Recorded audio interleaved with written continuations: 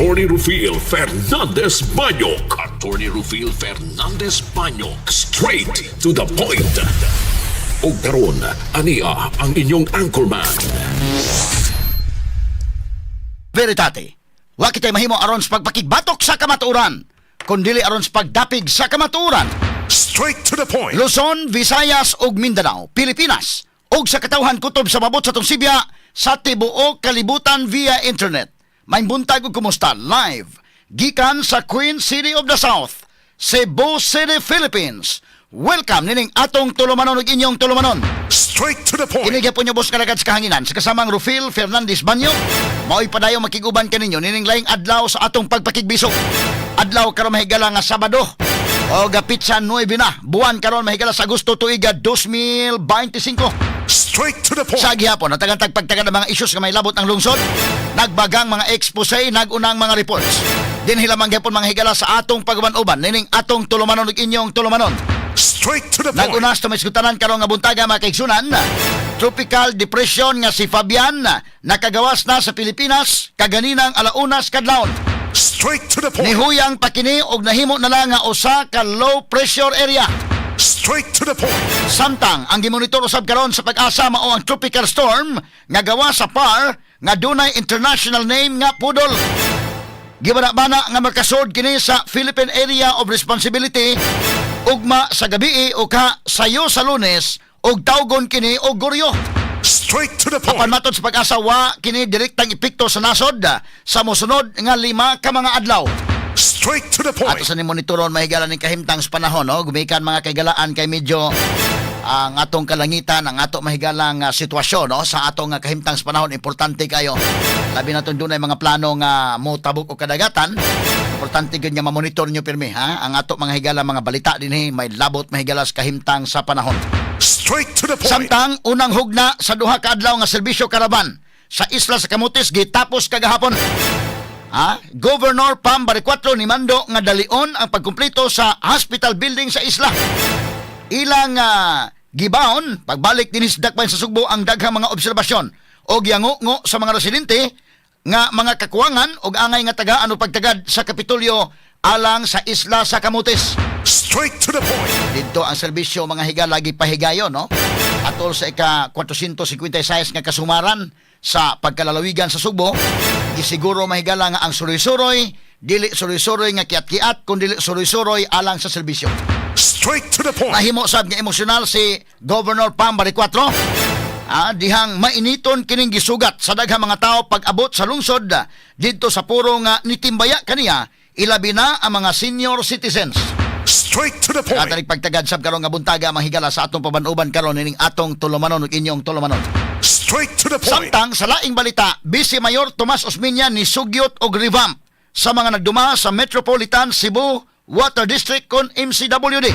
Straight to the point. Ipasadaan si Osmeña nga ang isyu sa management sa MCWD posibleng mo resulta sa water crisis dinhi sa Metro Cebu. Straight to the point. Katalig pagtagad doon mahigala kay misuwat ni si Mayor Tami Osmeña mahigala. Gusto siya mahimong water czar mga kahigalaan, no? Inday kin. Mahimo siyang water czar day, ining sitwasyon karon, nga problema mahigala ining tubig mga sukin tigpaminaw. Straight to the point. Og kini mga higalang mga kakulian diha og atong pagsubay mga sukin tigpaminaw ni ining pagmahal sa tubig. Og I hope mga kaigalaan ng MCWD atiman na ko ninyo kay daghan may nagbagulbol day tuod nalimot mga ni ko ning maong complaint mga kaigsunan. Diri sa may Talisay dunay daghan may galang mga area nga way agas. Diri mga kaigsunan sa may Inayawan area do nasad. So I hope mga higala nga ma-check sa din ninyo kay ang mga tao medyo medyo nakuangan no sa serbisyo mga suking tigpaminaw.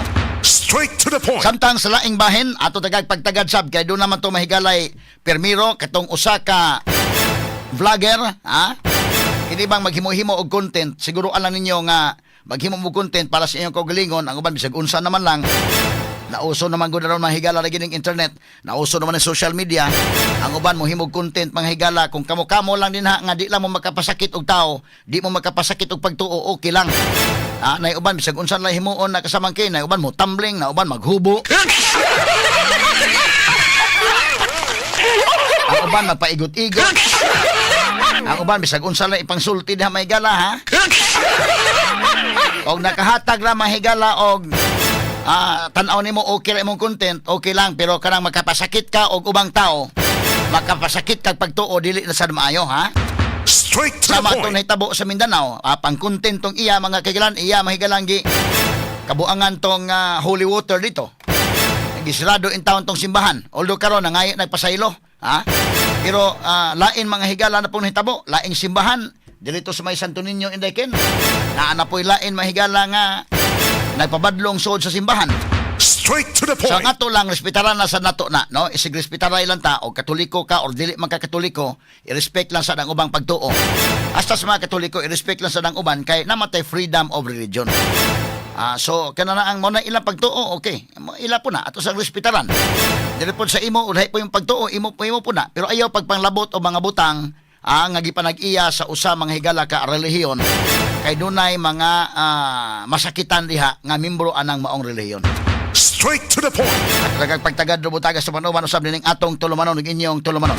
Straight to the point. Samtang Presidente Ferdinand Marcos Jr. ni kumpirmar nga pirmahan niya sunod semana ang balaodon alang sa pagpostpone na sa barangay ug sangguniang kabataan elections. Straight to the point. Inay himuon ang barangay ug sangguniang kabataan elections sa Disyembre 1 karon tuiga, isibog kini sa unang Lunes sa Nobyembre 2026. Straight to the point. Kanta nagpagtagad sab karon nga buntaga may randa sakto ba nilang pizza sad. Og samtang sa laing bahin, Presidente Ferdinand Marcos Jr. ni hulagway sab nga ang desisyon sa Korte Suprema kabahin sa impeachment case batok ni Vice President Sara Duterte wa mo hilabot sa merito sa kaso kung dili nagtumbok lang kini sa kinahanglan nga himuon sa saktong proseso. Straight to the point. Tanay sakto no. Na ibutang lang sa saktong proseso. Mo na nga i-dismiss kini sa Supreme Court mga sukid tigpaminaw kung imong basahon jud og tarong nga wa kay color ba, ha? Wa kay color sa imong pagbasa. Ayaw pabutang og color nga yellow ka, pink ka, red ka or green ka. Tanawa lang, basahan lang ni klaro. Nga kana ang imong naaka sa tunga mag-agi. Diha gyud nimo masuta may galang maayong pagkasuwat sa Supreme Court ug wa masayop ang Supreme Court ni ining ilang desisyon.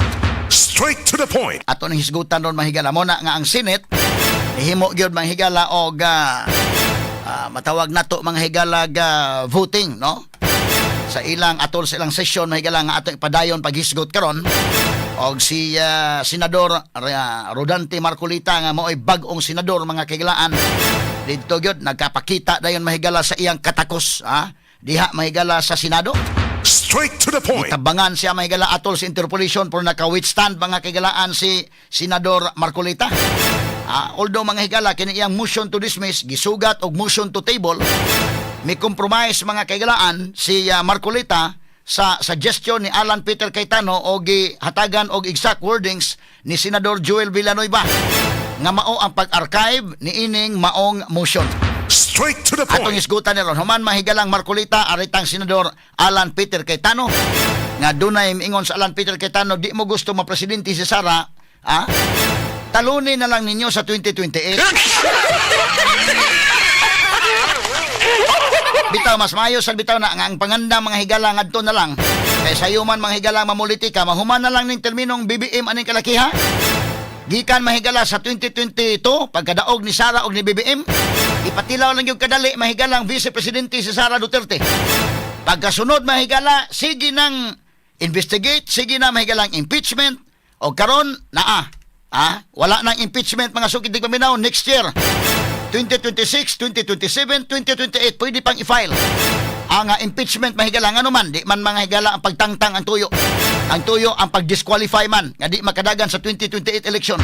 Straight to the point. Gusto nila mga higala nga inikabot sa 2028 kini sa Sara Duterte nga may labing kusog nga kandidatos pagkakaron base sa mga surveys nga dili makaapil sa bugnong lugaynon sa 2028. Straight to the Mao na point. nga i-disqualify ni mga sukid tigpaminaw. So sa pikas bahin pananglitan og inana manggaling anyway niingon naman to Australianes mahigala nga og open sab mahigala si Risa Ontiveros pangandami na lang sa ninyo. No kay niingon Australianes nga si Risa Ontiveros may angayan sa habig sa oposisyon mga higala dili lang si Lini Robredo open sab mahigala nga si Risa Ontiveros mao ilang i-field unya sa isip presidential sa umaabot nga 2028 election. Straight to the Si point. Risa Ontiveros miingon nga i-open ang hunahuna sa taga-oposisyon o sa tanan aron nga doon na lang mahigalay usang sponsoran aron nga magkayusa og makabangga gyud, no? So magsabot kinsa may partner ni Kwan, kinsa may running mate unya ni Risa, panalitan kung si Risa may mudagan. Magsinabtanay gyud sila. Mo na importante kay basig mapariha pod kani adto nga wa magkasnabot si Marojas o si Grispo, ha? Awa sa magkasnabot kung kinsa may galay ilang standard bearer sa administrasyon. Si Mar man gyud gipili ni Pinoy. Nidagan po si Grispo, so additional nga na motoy usapon nga nakabahin. So karon kung si Lini ang padaganon, o si Lini mo suportaran, ha? Kay mudagan si Risa, mudagan si Lini, masamot o kaguba. So magsabot din ha mga higalang oposisyon, may sulti may gala ni Trillanes, o may sulti sa may galang Risa Ontiveros nga open siya, ha? O yang gihangyo may gala ang tanan nga mo open lang yun, no? Bukas ang hunahuna labot ani. So magsinabtanay gyud ang sila kung kinsay angay padaganon aron mahiusa ang boto. Either si Lini Robredo ba o si Risa Hontiveros ba. Dayon ang running mate, mga kagalaan na mention man to nga Willing Pod Trillanes, na mention sad mahigala nga posibleng si Tulfo, posible sad mahigala nga si Torre ug uban pa. Kini si Sara Duterte mahigala kinsa iyang running mate sab nara po na nila mga sukit di paminaw. Pero hibaw ta, layo pa man to kayo, daghan pang mutumaw ini unya nga mga interesado sad nga mudagan atol sa 2028 nga eleksyon. Straight to the point. Kay kung di gini di ni ma-impeach, di ni ma-convicto si Sara, makadagan yun no? Hindi abot may gilas 2028. So ato ning pagtagad nya in the part po ni Sara og 2026 nga next year February 6, 2026, mo 1 year na mahigala ang ban sa impeachment, pwede na po siya pasakaag impeachment, wag gyud siya pahuway indekin. Kada tuig pasakaag kaso, no? Kana mo bumirang gyapon na ngadto mga kagalaan sa magsigig file og kaso kay kampanya unya. Makaingon sa wa maka-perform si Sara Duterte kay gisigihan man lag pasakag kaso. Oh. Unya karon og maka-perform moingon gyapon Sara naka-perform bisan pa man og ipasakaag kaso. Way pahuway kada tuig impeachment. Ang mahimong accomplishment sa Marcos administration unsaon yung paghinumdom kada tuig doon ang impeachment ni Sara.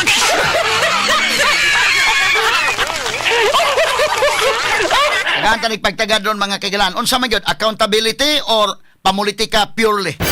Ngano man kung accountability mga higala niingon as BBM naa mahigalay flood control projects pila ka billions ang kantidad ana. Ha? Klaro mahigalas presidente nga siya mao'y nagsusi, mato niya palpak. Dunay korupsyon, dunay for the boys. Guni-guni sa tupa ghost projects. Anong wa man nagisa mangita lagi? Ilang gipangita mahigalas Grace Piato? Nga ang source may gala confidential funds nga dili gyud angay nga isulti kay confidential.